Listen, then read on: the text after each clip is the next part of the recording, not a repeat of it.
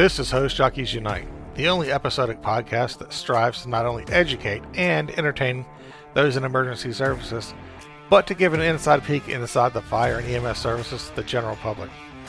We are here to leave a legacy for future generations. And now, here are your hosts, Chris Edwards and Jay Gallagher. Hello, welcome to the premiere episode of Host Jockeys Unite. I'm your host, Chris Edwards, and this is my co-host, Captain Jay Gallagher. Yo, what's up? Not too much. And in this edition, we're going to be discussing a topic that is more entertaining than educational. The portrayal of the fire service by Hollywood in today's most popular fire dramas.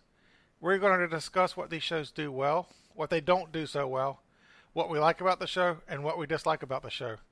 We will talk about what is real and just how much creative license the production staff took in the name of entertainment and drama. So settle in, relax, and enjoy the show. I'm Chris Edwards, and I'm the host of the podcast, and I'm going to give you a little information about myself and Jay Gallagher. I began my fire career about 6 years ago as a volunteer firefighter and took all my certifications that were required, all my classes. I then moved into a career firefighter position about 6 months ago to a year ago, where I obtained my EMT certification. Jay, when did you begin your fire service? Counting my Explorer time, it started in 1986, and I retired in 2015, so that's 29 years. I've had a long and rewarding career. And what positions have you held throughout your career in the fire service, and explain these positions? I did everything from basic grunt firefighter, the driver operator, lieutenant, captain. The only positions I have not held is any assistant chief or chief's positions, with the exception of I was chief for about a year and a half of a kind of a cert based emergency response group. Yeah, you're talking about REACT. That's where we actually met each other. Exactly. And it's hard to believe it's been this long. Been at least 10 years, yeah. Yep. And so you retired as a captain from the fire service.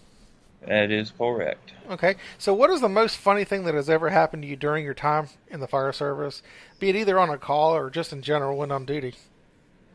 It has to be, there's been a bunch of funny things that's happened, but it has to be hands down, when Hurricane Isabel come through.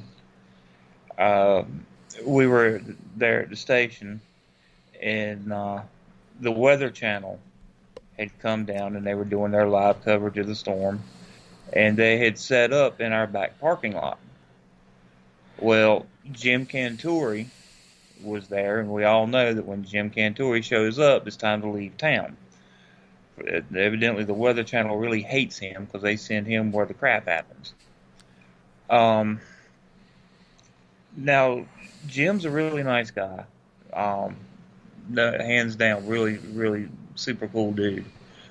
But he also likes to play pranks, and we all know that you do not start a prank war with a bored firefighter. So he pranked us a couple times during the day, and we all, decided we'd get even with him. And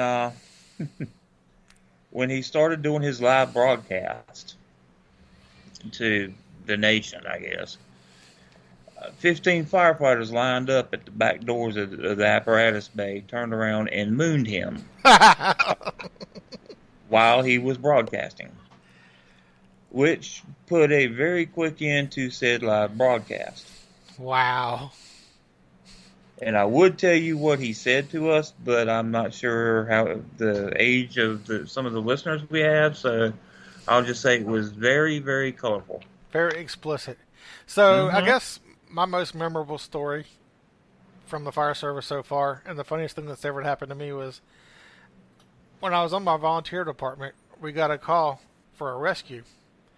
Well, we get on the scene, and there's this little old 80-year-old man in the bathroom, sitting on one of those potty seat things that older people sit on. Well, this poor guy had his man bits stuck in the slats on the potty seat. And every time he stood up, he was like, ow! Ow! So here we are with screwdrivers and hand tools trying to take this potty seat apart to extricate this guy's man bits from said potty seat, trying not to laugh the whole time. Sometimes it is hard to hold a straight face in this career. It really is. I've come across some crazy things and some funny things, but that's the most memorable thing that I've ever seen. So our next segment that we're going to get into is our segment called Ask the Firefighter. This segment is called Ask the Firefighter. During the segment, we take questions from our listeners and answer them during the show. Today's question is this. Most larger fire departments have a research and development division. If your department assigned you to this division, what would you invent to make your task easier for your crews? Jay? Well, it's not necessarily something that I would invent, but something that I would change. Okay. And that would be the computerized pump panels on all the trucks. Now, before I get off on this tangent, don't think that I'm Barney Rubble, Fred Flintstone firefighter that don't think outside of the box, because I do. But with talking with some of the guys on the departments here, here locally, the computers on the trucks have no emergency backup. They have no throttles. So if your crew goes in and something happens to that computer and shuts down your engine, then your crew's cooking. Now, granted, we have, compared to when I started, we have superb equipment, without a shadow of a doubt.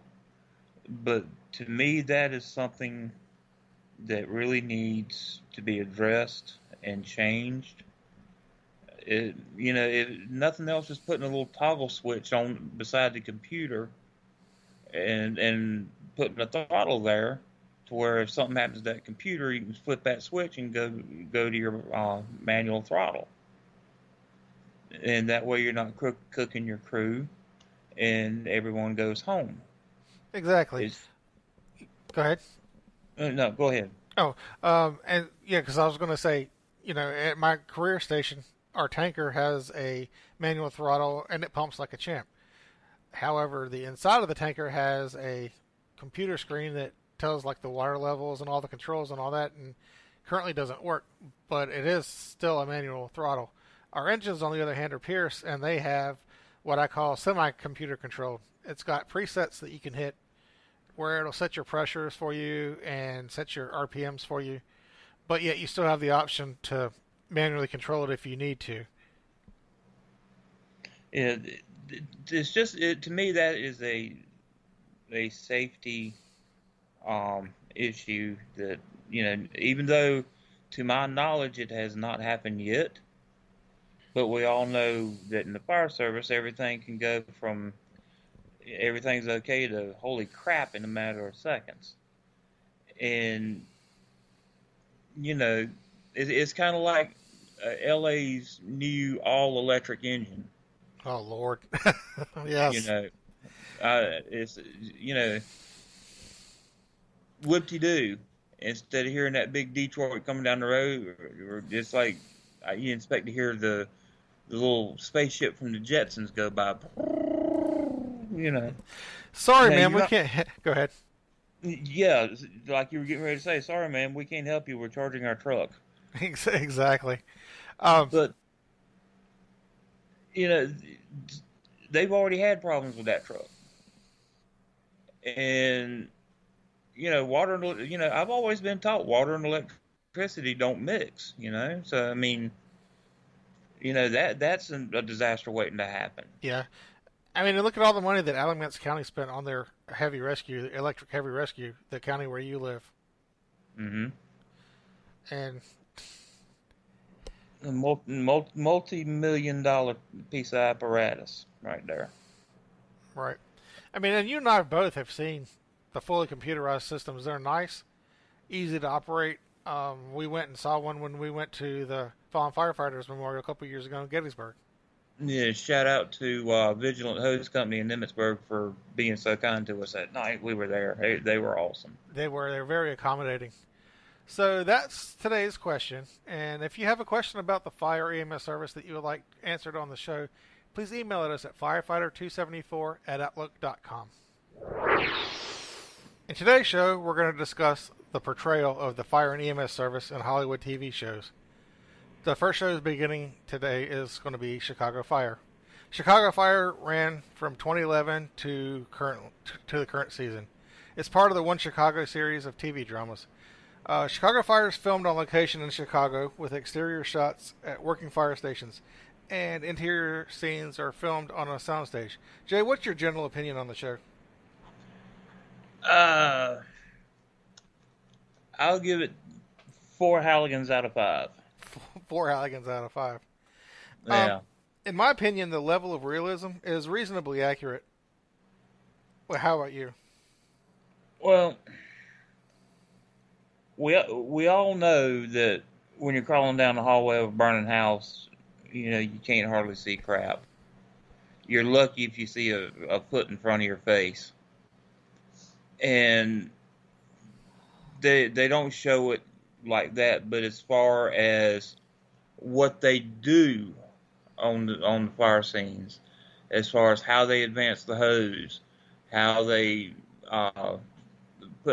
actually suppress the fire. The technical advisors on that one are on their A game on that. Right. I think that a lot of it has to do with what you were saying before. It has to do with the fact that these actors want their face shown on the screen, so they wear special made SCBA masks that are 360 degrees, so they can be seen on camera, as well as they don't smoke it up. I think it has to do with like a contractual thing as far as that goes. Yeah. The only thing, if I had to down it for any reason, shape, form, or fashion, is the fact that they seem to think it's okay to sneak off to the turnout gear locker area and do the nasty. Right. I mean, the firehouse is a place of work, and you don't do things like that at your place of work. Right. You don't do it in the turnout locker room, and you don't do it on the hose bed on the truck. No, and you don't do it sitting on the washing machine. Right. Even though it hit a good spin cycle, it takes a lot of the work out of it for you, but still. Go ahead. One thing I do like is, and it probably hits home with every firefighter out there that's ever been on a bad incident. Let's take for instance when Shay died. Okay. Yeah. The way they portrayed Severide going through the PTSD of that was good. It to me it showed everybody, hey, we have feelings, we have emotions. Things like this really does happen. Right. Was it first or second season when he was hooked on the pills? I believe it was second season. Second season, yeah. So that I guess is what you would call what you say was good about the show. What I would think would be good is what I think they do right is, like I said before, most of the emergency scenes are relatively accurate and true to life as far as the actual on scenes. My opinion, what's bad about the show or what they could do differently is lately in the past couple of seasons, they've begun to focus more and more on the drama and love lives of a crew of 51 and have shown less and less emergency response scenes. Absolutely. That was one of the things that got me hooked on it from right from the start. You know, it was 4 or 5 runs of a show, and you know it was really good. But you know, the more and more, you know, little bit here, a little bit there, they migrated towards a love story. But in the past couple of seasons, it's like, holy crap. Yeah. You know, everybody's doing everybody at 51 except for Mouch, and he's got Trudy, and who would want to do that anyway? Yeah. Right. Um. Um, So, in your opinion, what's the ugly about the show? What's the worst thing ever about the show? Where did they totally drop the ball?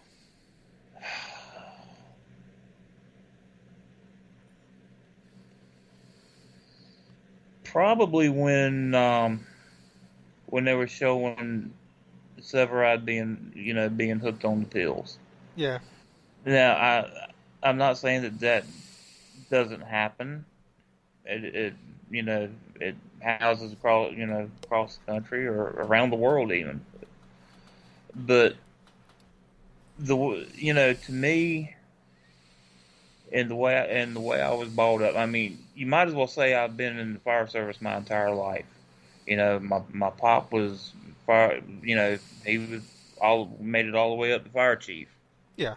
and you know, I was brought up. You don't do things like that. You know, if you're gonna go in to the convenience store and buy a 6-pack of beer, you don't have on a fire department T-shirt. Exactly. You don't do anything to disgrace the job. Right, and that's actually in my volunteer department. That's still a big thing with them. You know, they're like, don't go to the bar wearing a fire department hat or T-shirt or anything like that. Exactly.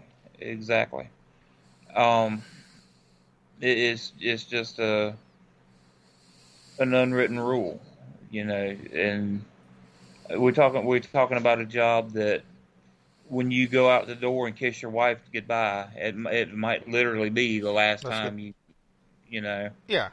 And to disgrace the people who you pat died in the line of duty by doing something like that is just it's bad. Right. And the way they showed Kelly being addicted to the pills, I think they could have done without that. They could have, but unfortunately, it's a fact of life in the business. Now, And that could be a whole nother show. This topic could be a whole nother show. I read an article the other day, I think it was on Firehouse Magazine, where there was a lady talking about medical marijuana use in the fire service for things like PTSD and pain, and how there's a stigma that needed to be overcome. And this is kind of getting off topic, but how there was a stigma that needed to be overcome where you have all these firefighters that are addicted to pain medications because of injuries and this and that and the other, opioids and whatnot, but yet it's such a bad thing for people to be, using medical marijuana for yeah. for the same thing, which is not addictive at all. But that's a topic for another day. So So our next show that we're going to discuss is Station 19. And when Station 19 first came out, I actually liked it. It was a good show and it had a lot of potential. It ran from 2018 and it's still in its current production. Station 19 is a spinoff from the wildly popular medical drama Grey's Anatomy, and it follows the first responders of Seattle Fire Department Station 19. Jay, what are your general opinions on the show? the only thing, in my opinion, believable about that show is firefighters' ride to the incidents on a fire truck.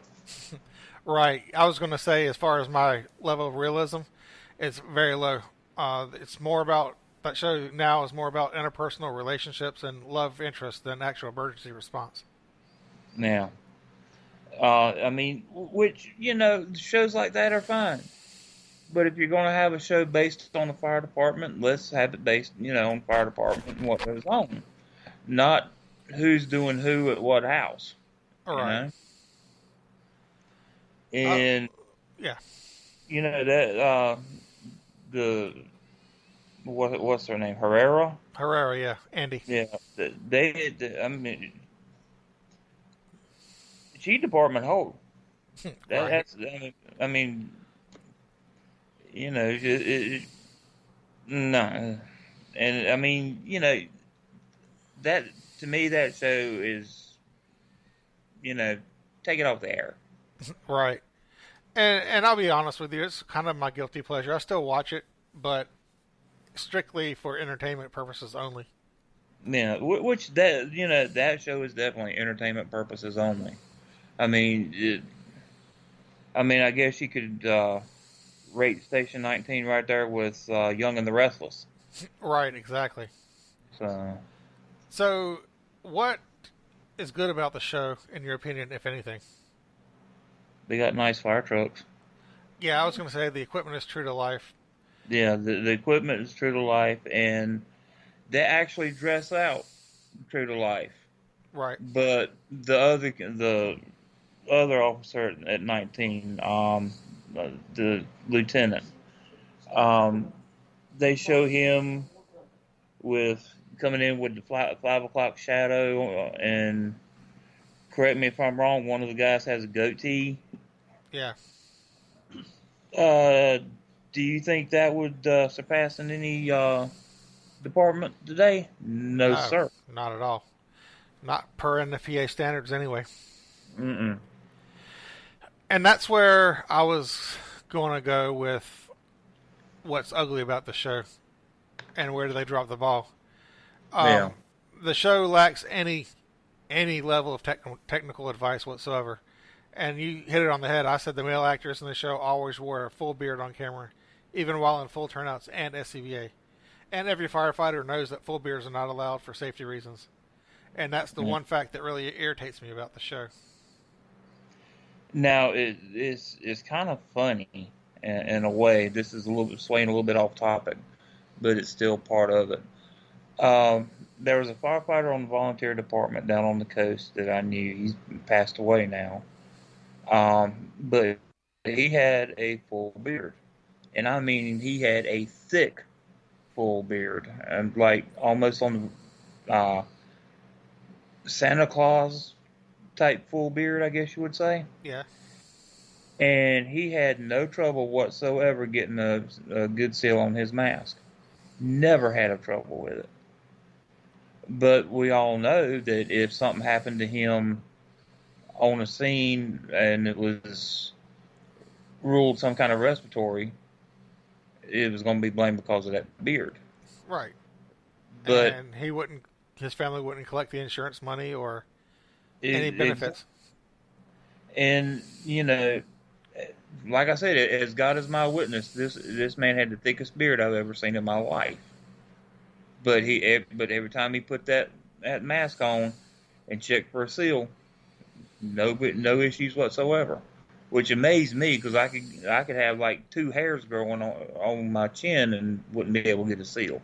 Right. And in retrospect to that, the 2 or 3 years ago there was a firefighter that was killed in line of duty for that same reason. He had a beard and wore a mask into a fire and it failed and he died. And it was I think Pineville Fire Department Huh. in North Carolina. And the one of the other things that really bugged me about Station 19, which what I put under the bad about the show category, was most of the plot lines for season 4 and 5 were specifically geared towards COVID-19 and the pandemic. Yeah. And the show at that point turned very political. And I don't want to get into that, but if you've watched it, you know what the politics of it were. Yeah. I personally watch TV to escape the real world for a little while, and I don't want to be Mm. reminded of what's happening in the real world in plot lines of a fictional TV show that I watch. And Well, sitting there during the middle of a pandemic and then watching a TV show about the pandemic, basically, was like, no. yeah. Well, kind of like backing up to Chicago fire. Yeah. During the pandemic, yeah, you seen them taking the appropriate BSI precautions because of it, but they didn't ram it down your throat like Station 19 did. Yeah. It just turned very political for those 2 seasons. And honestly, the last few episodes have gotten fairly good again, as far as production quality and things like that. But it's still rated at the bottom of my list of shows. Now, So my next show that I actually like, and the reason I like it is for the entertainment value of it, because to me it's very entertaining, is 911. And then, of course, it has the spinoff 911 Lone Star. 911 was Fox Network's offering into the fire and rescue TV drama series. It ran from 2018, and it's still currently in production. And 911 follows the adventures and the exploits of Los Angeles Fire Department Station 118. Joe, what is your general opinion on the show? I like it for entertainment purposes. I like Lone Star better than I do the original 911. Maybe it's because Lone Star wears the like the Carnes 1010 wannabe leather helmets, and the original 911 wears like what I call the salad bowls. Yeah. And it kind of makes Lone Star look more like a firefighter, traditional firefighter. But I've always been a fan of Rob Lowe, and I guess that kind of pulls me more that way. But some of the things that they do as far as on scene stuff, we all know is, well, let me back that up. Us as firefighters know is BS. Right. But someone who didn't know, everyday Joe Blow, citizen on the street might think, well, hey, that's how they done it on, that's how they really do it, which is not. Right. I mean, and, God forbid somebody come up on an accident scene or something like that. Oh, I seen them do this on TV, so it must be real, and do something and, further injure the patient or, even kill them. But right. That's kind of, I guess, why when it comes to something like this, I wish they would, get a little bit more technical advice. Some shows a whole lot more technical advice, and just for that purpose.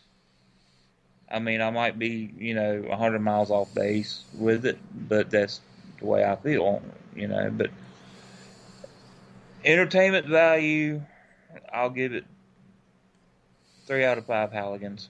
Yeah, that was my general opinion. Basically, I put for my general opinion on the show. It's one of my favorite fire dramas because of its entertainment value. Every episode is very entertaining, and the stories take you out of the real world for an hour at a time. And it's actually produced very well. The production and the camera work on that show is actually really well done, in my opinion. And then, as far as level of realism, I rated it minimal realism. And to give you an example, in the most recent episode, there was a medical scene where, in a beauty salon, a person's face was covered by hot wax, and it was hardened, and the patient had no way to breathe. The patient was alert and awake.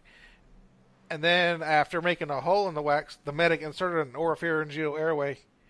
Every basic EMT knows that an OPA cannot be used in a patient that is awake and has a gag reflex.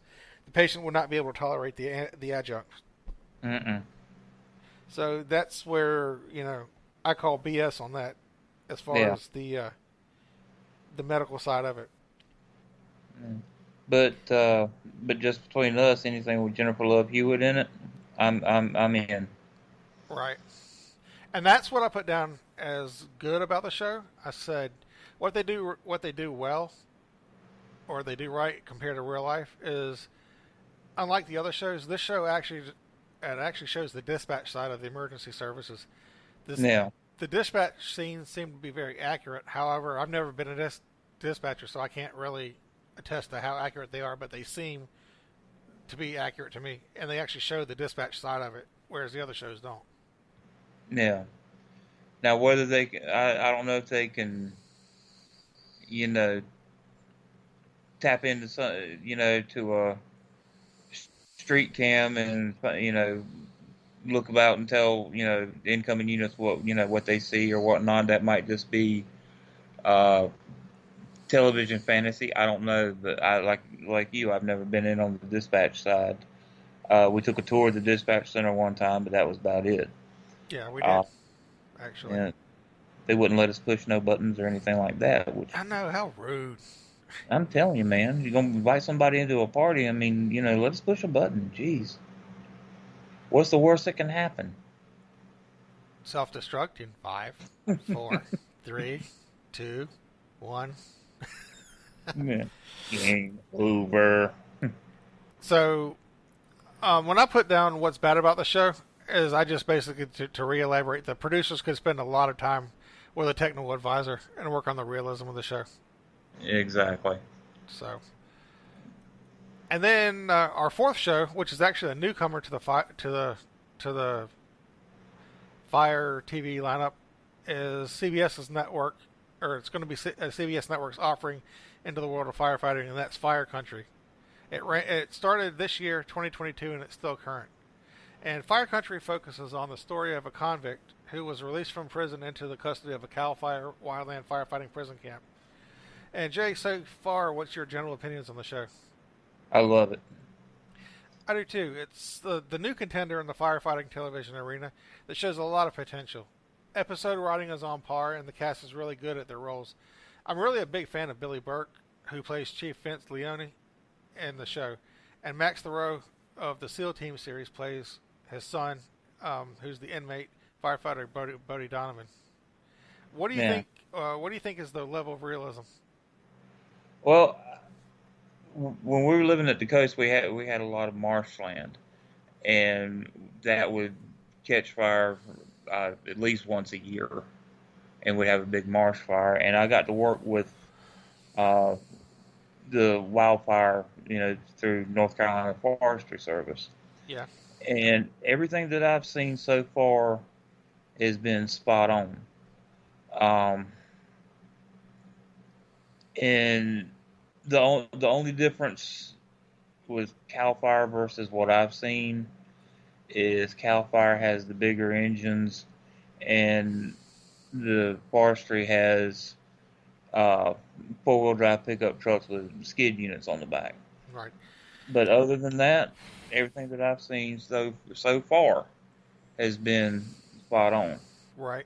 And Fire Country is a TV drama, so yes, there is a little bit of a love life, thing going on there, but it's not like big and center stage like the rest of the show.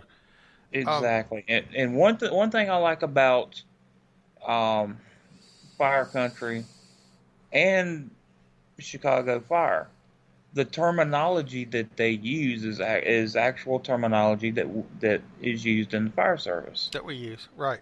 Exactly. Like the other night when I was watching Fire Country, they were talking about pinching off the head of the fire. Yeah. And for those who aren't firefighters and don't know what that means, is a forest fire or wildland fire will have a head on it, which is the most protruding part of the fire. Is usually the absolute hottest part of the fire, and the way you pinch it off is literally what it says. You cut into the fire line, go out a little bit, cut back into it, and literally pinch it off. Right. And it's spot on. I mean, whoever is the technical advisor for Fire Country, I give major props to. Right. And what I think is good And you about know, oh, go ahead. And you Sorry. know, Billy Burke also played one of the fire chiefs on 911 Lone Star for a while. Yeah, he was the bad guy. Yeah, But yeah, I do really like Billy Burke as an actor. I've watched him in several different shows from way back, and I really like him as an actor. But as far as Fire Country goes, what I like about the show, and I think what they've done right as compared to real life, is I like that even though the show is centered around wildland firefighting, the show also does feature some structural and wildland urban interface firefighting techniques as well. exactly. Like the episode where I think it was episode before last, where the Community center, wasn't it? community center or gymnasium or Yeah. something caught fire. And it went well. This last episode when they had to fire around that farm and the barn caught fire. Yeah, So and I've actually done some barn fires, and hay fires, and that's actually was very realistic. now, and the sugar cubes with the horse, that works. Yeah, I So do like the troubled relationship between Bodie and Vince, and how they're kind of getting to work through that. you know that gives it a good sideline, I guess you would call it. And excuse me. And the whole deal there with the daughter and Jake breaking her heart the night that she got killed. Yeah, You know, and I could understand why Bodie's upset with Jake, and the writing of it is very good. I mean, it gives you the fire department, the fire end of it as a plot, and then it gives you that little bit of a sideline as a plot. But most of it is focused on what? The firefighting. right.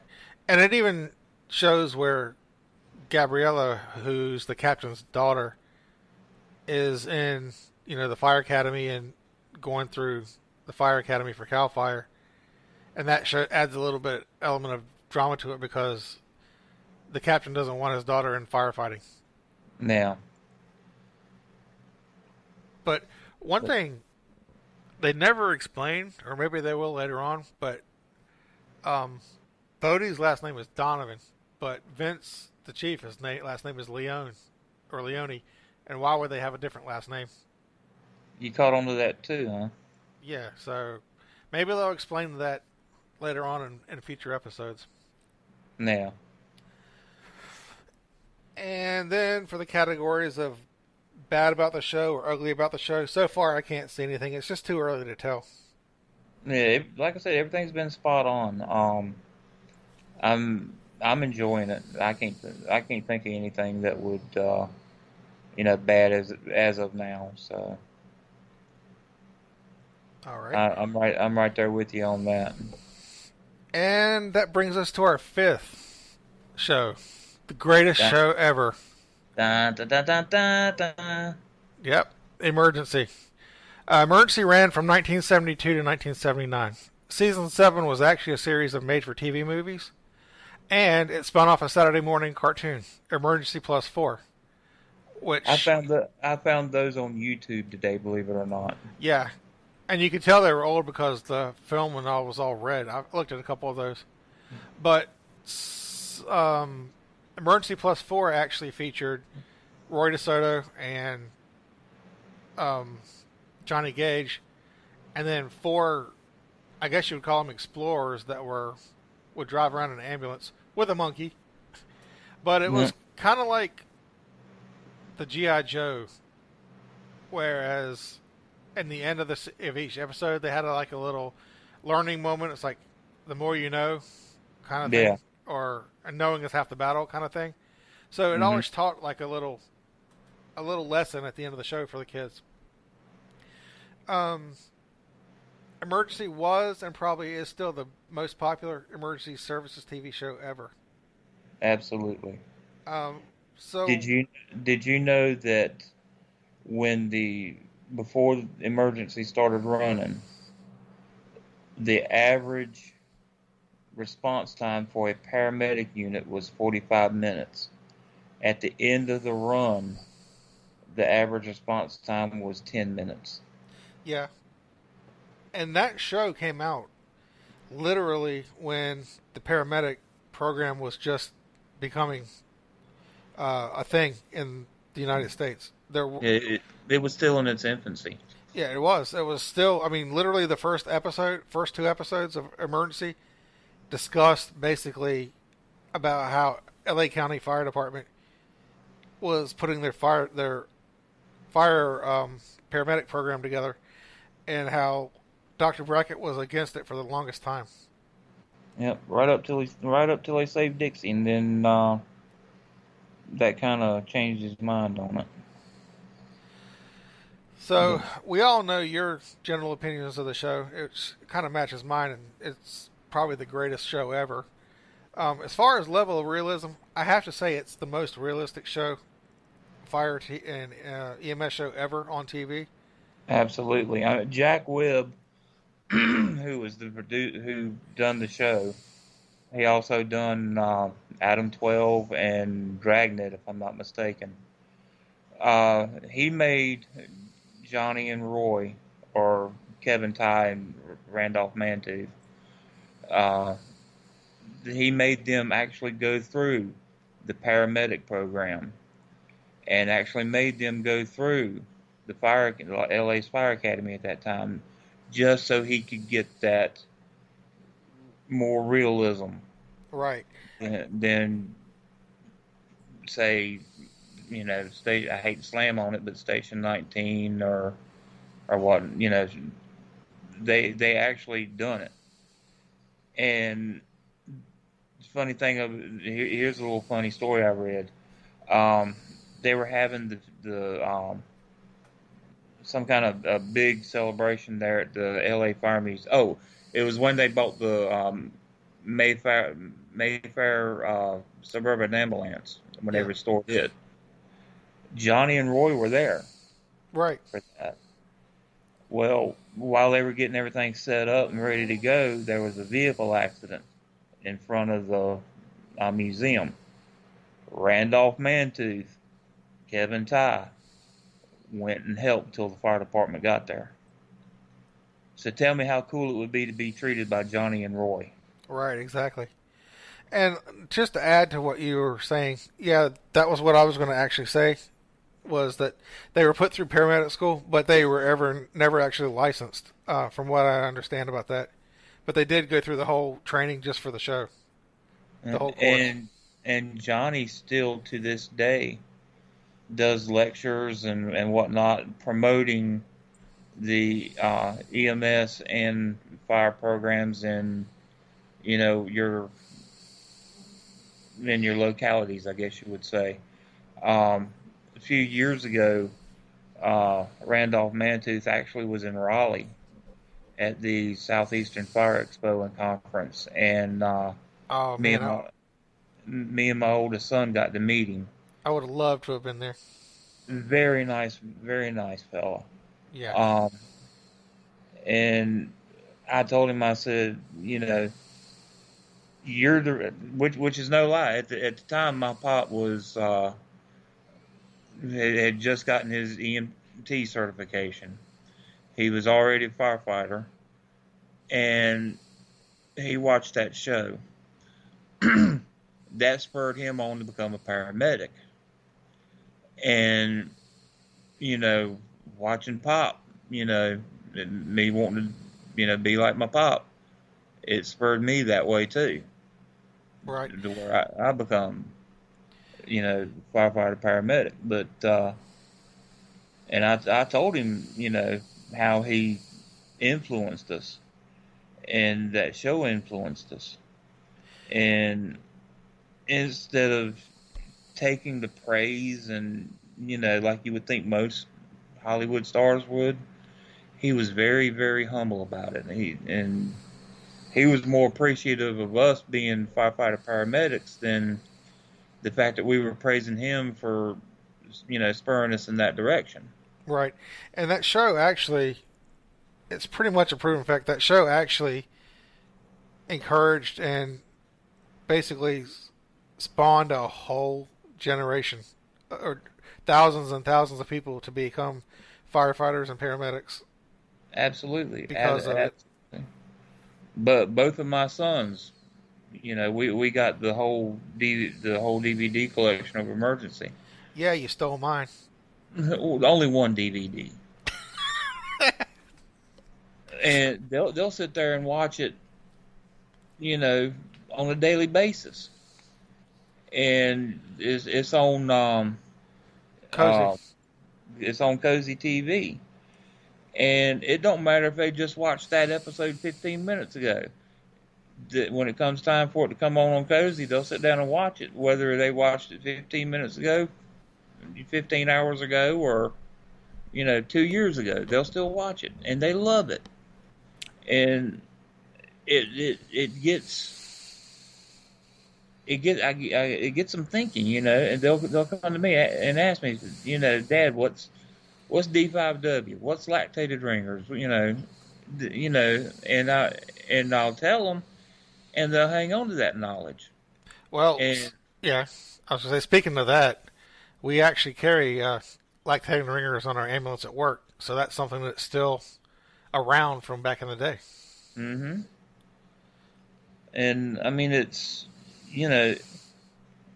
not only just like you said, it's still encouraging today's generation. For our next group of firefighters and paramedics, which in my opinion is great. We're looking at a show that almost 50 years old. Actually, it is 50 years old. yeah, the 50-year anniversary is this year, actually. I saw an article on MeTV about it. And it's just amazing, that how it's still inspiring kids to get in this line of work. And it as my pop used to say, it does the old heart good. Yeah, and it amazes me how a show that is as dated as it is still is so entertaining, but yet realistic. Mm-hmm. To backtrack a little bit, talking about the actors, the main actors carrying or taking the paramedic classes for the realism, and you're gonna have to answer this one because I don't remember. But there's also two of the 51 crew that were firefighters in real life as well. Actually, it was three. Three, yeah, Captain Stanley and No, Captain Hammer, who was the first captain of 51. Then it was Mike Stoker, right. and because the deal was with Jack Webb was with the fire department was, we'll let you have this apparatus, but one of our guys is going to drive it. Right. So, and there was I can't remember his name, but there's a third one. It was the Marco. I thought it was Marco, but it wasn't. Oh, okay. After doing some research, if I think of his name, I'll mention it on the next show. But right now I'm drawing a blank. Yeah, and then of course they throw Chet Kelly in there for comic relief. Oh God, yes. But much like Chicago Fire, Emergency was filmed on location at working firehouses. At least the exterior shots were working firehouses. I know that on Chicago Fire the interior scenes were all on a soundstage, but I'm not sure about Emergency. Now I can the episodes where like for instance the kitchen, the day room, the bunk room, that was all soundstage, and they even had a bay on the soundstage, apparatus bay. Okay. Now here's how to tell the difference when they're shooting at the soundstage versus the actual station. If the back door of the station was up, they were at the firehouse. If it was down, they were on the soundstage. Soundstage. And a lot of things people was kind of a question I actually researched because I didn't know it at first, but earlier on in the series, you'd always hear them look at the map and then get on the radio and go like KMG 365. I didn't know what that was till I researched it. It was actually back in the day, the FCC actually required fire departments to have a call sign. Yep. And KMG 365 was their call sign for the station. Believe it or not, I could remember the call sign or the call letters for the first department my dad was on when he was volunteer. KQZ 9012. Yeah. And how I can remember that, and I can't even half the time remember my dog's name. So. Now, go ahead. Now, what I think is kind of cool is how Chicago Fire gives little nods every now and then to emergency. Right. Their engine number, 51. House number, 51. Because that's not the real Chicago Fire. Exactly. The alarm when it goes off, it kind of has the same tone. Tones, yeah. Yeah, there's the old Claxton alarm on emergency. Which is my active 911 alarm, believe it or not. And before Casey left, I think it was like him and Brett's first date. They were playing a game, and I think it was like, I think they were playing charades, if I'm not mistaken. But his was the TV show Emergency. Yeah. I don't know if you remember that or not. I do remember that episode. But there are definite nods to that show in Chicago and Fire, references, yeah. Yeah. Which I think is really cool because it's kind of like paying respect to the past. Yeah. Which to me is, very cool. Now, in Emergency, I did find one flaw. There was an episode actually 2 episodes. One where Gage was upset because he kept missing Adam 12. So, in that episode, they referenced it as Adam 12 being a TV show. Then, in another episode, I think it was later on, they actually was more or less like a crossover where they were with the police officers from Adam 12 in real life. So, it was kind of like Adam 12 is existing in 2 different universes on the show. Yeah, it was, they were in the pilot series. The first call that they had where they had to go pick up Dixie had a little car accident, and Pete and Malloy come up and ask them if they'd help them with traffic. Yeah. And, they had cameos in it through the whole, season run. Yeah. Well, Emergency is actually a spinoff of Adam 12. It was their fire department side of it. And then you actually even see later on, in the 80s, you even see a lot of the LA County FD apparatuses and chips. You don't really put it together, but there was a lot of like fire scenes where they used a lot of the same apparatus from LA County in chips as well. And if you notice, it's usually Squad 51 and Engine 51. Right. But now I got a funny little story to tell you. Okay.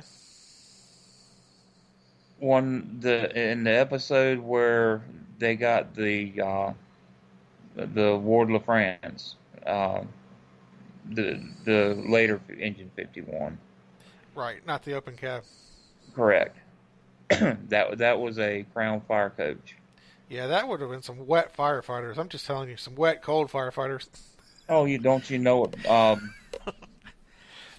The first engine my dad ever rode was open cab, and I can remember him uh, you know, getting just drenched, you know. And you ask him, said, "You get a lot of nozzle time there, Pop?" And hell no, it's pouring down rain. But yeah, that was a little side note. But back to your story there. But my dad was laying on the couch, and I was laying on the floor in front of the couch, and 'cause you know, in my 4-year-old mind, when emergency come on, I had to be with Pop.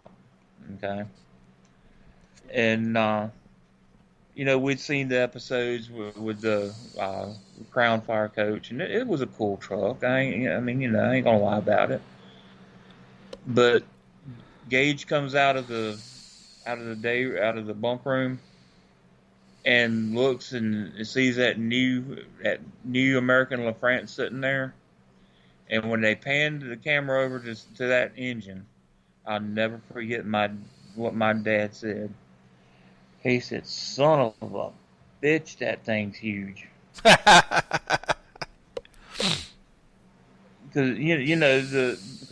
back then, the fire engines wasn't that big, you know. Right. And he seen that, and he's a son of a bitch, that thing's huge. So, go ahead. But I mean, I mean, you knew my pop. I mean, you could probably hear him saying that, you know. Oh yeah, for sure. But the only real fake thing about the show that I can think of was Rampart Hospital. Yeah. Harbor General then is what, Harbor UCLA now. Yeah, it was not on a soundstage. They did actually film in a real hospital, but it just wasn't called Rampart. The name was different. They changed the name for the show. Yeah. But as far as someone um, to be the ER director, the guy they got, God, what's his name?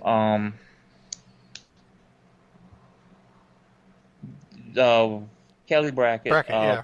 What was his real name? I don't remember. Because he used to be on a lot of westerns. Mm-hmm. I'll probably think of what his name is 4 o'clock in the morning. But to me, they couldn't have picked a better guy to play that part.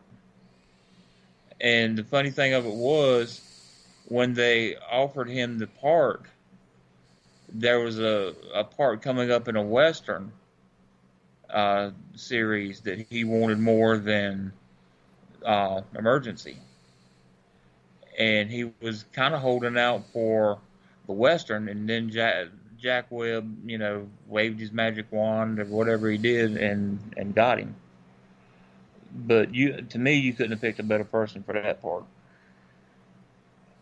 Robert Fuller. Fuller, yeah, that's it. Robert Fuller. Robert Fuller, FACS. Yeah.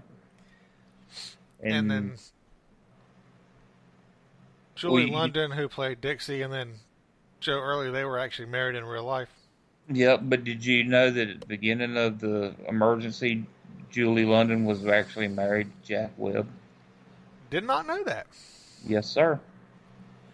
Sure did. So, sure. And they got it. They were divorced, I think, right at the beginning of the first season, and then her and Dr. Early got hooked up. And the rest, as they say, is history. Yep. You know, Julie London was a singer, too. I do. She's pretty darn good, too. I found some clips on YouTube. Oh, okay. So, did you have anything else to say about Emergency before we move on? Brother, there's a lot of things I could say about Emergency, about how much I love that show. Me too. That is a solid, 5+ Halligans. Right. Right. Well, coming up next is our tip of the show, or firefighter tip of the week, however you want to call it, segment where we will actually give a tip on firefighting or EMS topics, depending on what it happens to be that week. Now it's time for the tip of the show segment, where we leave you with a helpful tip from our experience to help you be safe and come home. Today's tip: fellas and fellettes, it's been drilled into my head since day one when I walked on the apparatus floor that it is a veteran's firefighter's job to teach the probationary firefighter how to become a veteran firefighter. Meaning, veteran firefighters, show your probies the truck checks, how to do them correctly. Show them your safety protocols, drill them into their head. Show them the proper way of donning their turnout gear, pulling the hose, working the nozzle, raising a ladder, everything. Show them the proper procedures to do it. Probies, listen to your senior men or women in your company. They didn't become vet firefighters just by sitting at the table in the kitchen. They have a wealth of knowledge to leave you, and all you've got to do is soak it in. Now, granted, no matter how much training you get, you're never going to be a fully trained firefighter because everything changes. But that's okay. Go to school, learn your craft, master your craft. And then when your veteran firefighters have retired out and they're sitting on their front porches thinking of all the cool grabs they made when they were riding the truck company, or all the hot fires that they put out when they were on the engine company, you'll be in their position at the firehouse, and you'll have a whole new generation of firefighters to train and take under your wing.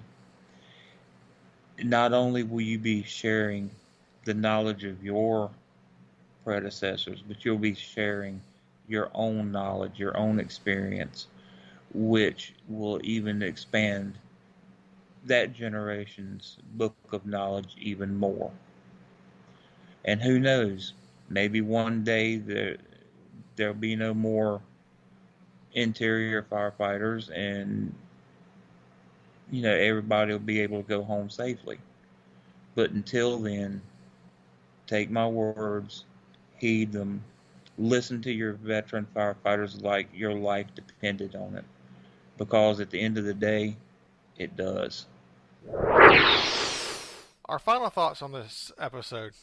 My final thoughts are people should take these shows for what they really are: entertainment. Those of us in the industry should not get overly bent out of shape because of inaccuracies. Jay, what are your closing thoughts? I agree 100% with what you just said. And just one other thing. We all know we've got the hurricane coming up the coast. It's hitting Florida right now. I want to shout out to all our brothers and sisters that's in the line of this storm. You guys stay safe. Keep your heads on a swivel. And make sure you go home to your loved ones. Don't forget to tune into our next episode, where we will discuss how the fire and EMS services have come full circle. Don't forget to subscribe to the show on your favorite podcast platform. We are listed on all the major services. We'll see you next time. 10-7, dude. 2 in. 2 out.